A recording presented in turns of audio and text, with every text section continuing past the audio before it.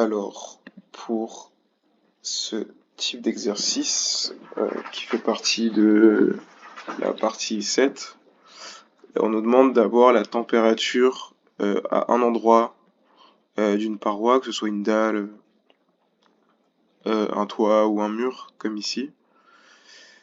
Et donc, pour résoudre ce type d'exercice, on va aller chercher la formule, c'est celle-ci. Hop. Et je vais la mettre là. Donc, terme par terme, du coup, on a du coup Tx est égal à température intérieure moins la division de Rx divisé par Rt multiplié par delta T. Et donc la température intérieure, bah, elle est donnée. Hein. Ici, elle est à 16,7. Donc voilà. Rx et Rt, en fait, c'est les résistances.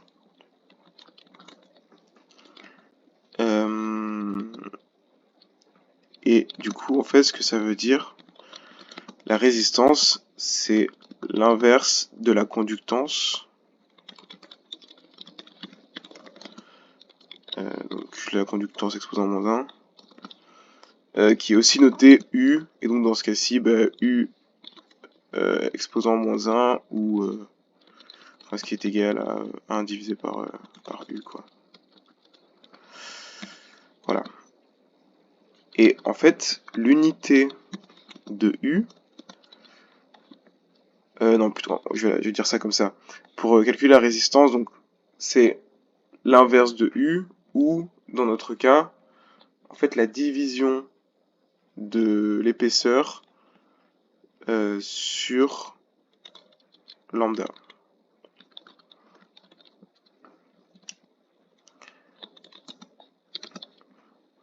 Et en fait, pourquoi? Parce que donc l'unité de la résistance, c'est des Kelvin sur des watts. Et en fait, quand on prend E divisé par lambda et qu'on se focus sur les unités, on a en fait des mètres divisé par des lambda, c'est des watts divisé par des mètres multiplié par des Kelvin. Et donc, pour faire cette division, on inverse les watts par mètre Kelvin. Et du coup, ça nous donne comme unité finale des mètres carrés multipliés par des Kelvin sur des watts. Et donc, ça correspond à notre résistance. À l'exception qu'on vient rajouter des mètres carrés, mais ça veut juste dire que c'est une résistance thermique surfacique. Donc voilà. Et du coup, vous l'avez deviné, bah, les unités de U, même si c'est pas très important dans ce cas-là, c'est des watts par Kelvin. Mais du coup, voilà un peu pourquoi on fait ce calcul de l'épaisseur sur le lambda. Et voilà, et surtout, voilà pourquoi on fait passer notre épaisseur de centimètre à mètre, qui est vraiment la chose à pas oublier. Donc voilà, pour rester cohérent en fait au niveau des unités. Ok, donc ceci, on va pouvoir passer au calcul. J'ai tout dit. Ok. Alors, bon, on commence par taper notre température intérieure, notre température extérieure et notre delta T. Ici, on a 16,7. Température extérieure, on a moins 4,8. Je un peu. Et delta T, en fait, c'est la soustraction de la température intérieure moins la température extérieure. Au niveau du calcul des résistances, du coup, on a plusieurs couches. Donc l'intérieur, la couche 1, 2, 3, 4 et l'extérieur. Donc du coup, il faut pas oublier de prendre en compte la résistance superficielle intérieure et la résistance superficielle extérieure, qui est en fait la résistance au niveau des parois. Du coup, on peut faire RSI, la couche 1, la couche 2, la couche 3, la couche 4 et RSE. Et donc pour les calculer, on va avoir besoin de E en centimètres, E en mètres, du coup, et lambda juste ici. Et du coup, on divisera E par lambda et ça nous donnera la résistance. Pour la RSI et pour le RSE, pour la RSI et pour la RSE, en fait c'est donné.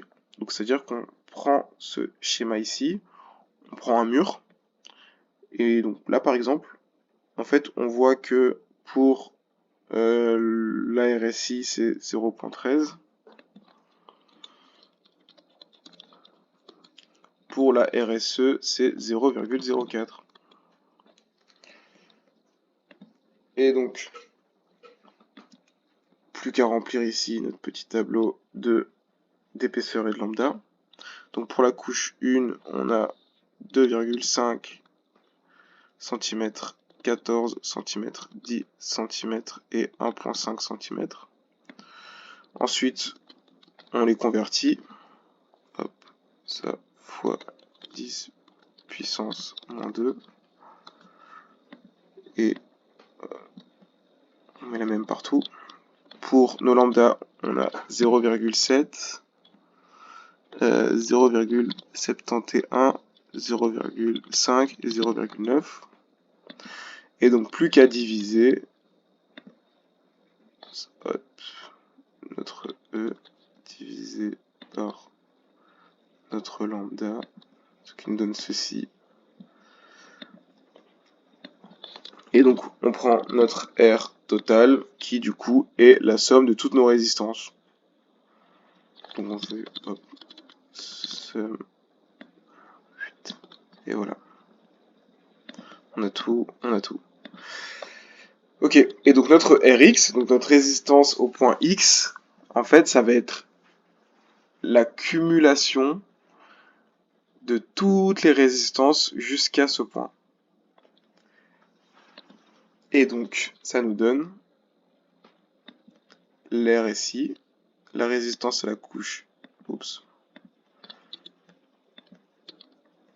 ça nous donne RSI plus la résistance à la couche 1, plus la résistance à la couche 2, plus, et là attention, la résistance à la couche 3, mais seulement la moitié. Donc soit divisé par 2, soit multiplié par 0,5. Une fois qu'on a ceci, on vient faire notre division qui est juste là. Donc Rx divisé par Rt.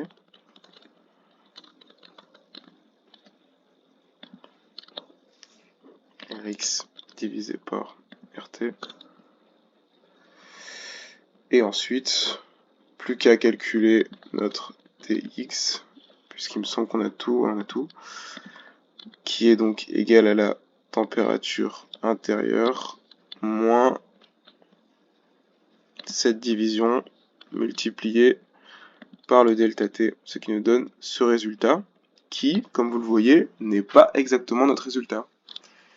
En fait, il y a une raison à ça, c'est que ce schéma-là qui est donné par le prof, bah, des fois, il est pas bon. En fait, des fois, il faut prendre ce schéma-là à la place,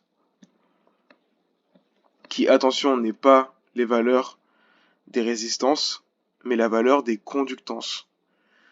Et donc, comme je l'ai dit au début, la résistance, c'est l'inverse de la conductance. Donc par exemple, si on prend notre mur qui est ici, on a 8 en conductance et 23 en conductance pour l'intérieur et 23 en conductance pour l'extérieur. Donc ça veut dire qu'en RSI, au lieu de mettre 0,13, on va mettre l'inverse de 8, donc 1 divisé par 8. Oups. 1 divisé par 8. Et en RSE, on va mettre 1 divisé par 23, ce qui nous donnera finalement le bon résultat. Voilà, qui est de 0,771.